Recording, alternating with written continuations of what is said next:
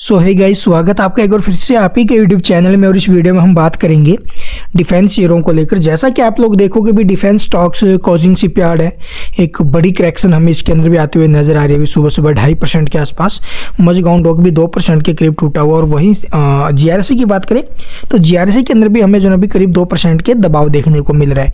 तो देखो भाई, पीएसयू इंडेक्स में प्रेशर बनते हुए नजर आ रहे हैं। और पीएसयू के साथ साथ आप लोग अगर मार्केट देखोगे तो मार्केट तो ठीक ठाक है। हालांकि आप लोग देख सकते हो भी निफ्टी के अंदर बहुत अच्छा एक्शन बना हुआ है, करीब 1% के आसपास तेजी निफ्टी में है। सेंसेक्स में 1% के आसपास है, बैंक निफ्टी में 1% के आसपास है। आईटी इंडेक्स कुछ खास प्रदर्शन नहीं कर रहा है।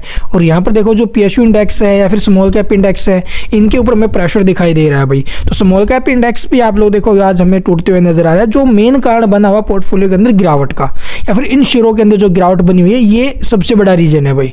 ठीक है, तो यहाँ से स्मॉल कैप, मिड कैप और जो ये डिफेंस इंडेक्स है, ठीक है, पीएसयू इंडेक्स है, इसमें हमें प्रेशर बनते हुए नजर आ रहा है। और आप लोग देखोगे दबाव क्यों बन रहा है, क्योंकि एक बार फिर मार्केट को लेकर जो है बड़े खबरें सामने निकल कर आ रही है। मार्केट के अंदर जो है 10% तक की गिरावट को लेकर खबरें सामने आई है कि मार्केट में यहाँ से 10% की करेक्शन बन सकती है। तो उस डर की वजह से आप लोग देखोगे निवेशकों के अंदर फिर से पैनिक सेलिंग का जो माहौल है वो क्रिएट हो चुका है भाई। तो यहाँ पर फिर से एक बार पैनिक सेलिंग बढ़ती हुई नजर आ रही है, खासतौर पर जो पीएसयू इंडेक्स है उसके अंदर। और इसी वजह से थोड़ा सा प्रेशर यहाँ पर हमें अभी के टाइम झेलना पड़ रहा है भाई।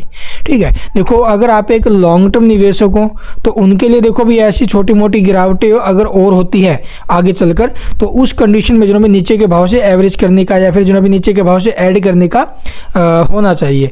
या फिर आप लोग अगर सोच रहे हो भी शॉर्ट टर्म में स्विंग ट्रेड कर ले, शॉर्ट टर्म कर ले, तो उस कंडीशन में देखो भी यहाँ पर अभी के टाइम के हिसाब से देखा जाए तो कुछ खास माहौल नहीं है इसके अंदर। तो इसलिए उसको आपको जो थोड़ा सा सावधानी के साथ चलना पड़ेगा। ठीक है, शॉर्ट टर्म स्विंग ट्रेड वाले हैं। तो चलिए मैं आपको दिखाता हूं आखिरकार किसने मार्केट को ऊपर इतनी बड़ी बात कही है जिसकी वजह से इतना ज्यादा प्रेशर अभी के टाइम झेलना पड़ रहा है।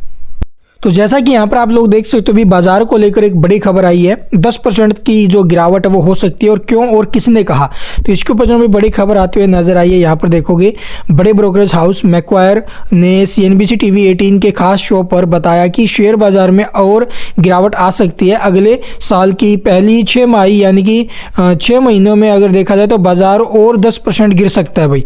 और आपको बता दें कि FII यानी विदेशी संस्थागत निवेशकों की ओर से भारी वाली जारी है। और 5 दिन में FII ने 15,000 करोड़ रुपए के जो है वो माल है वो निकाल दिया है भाई। और FII यानी विदेशी संस्थागत निवेशकों ने शुक्रवार यानी 20 दिसंबर 2024 को भी बड़ी बिकवाली की है। NSE यानी नेशनल स्टॉक एक्सचेंज पर जारी डेटा के अनुसार अगर देखा जाए तो FII ने 3597 करोड़ रुपए का जो है बिकवाली की है, फ्रेश बिकवाली। और दूसरी तरफ DII यानी घरेलू संस्थागत निवेशकों ने 1374 करोड़ की खरीदारी की है।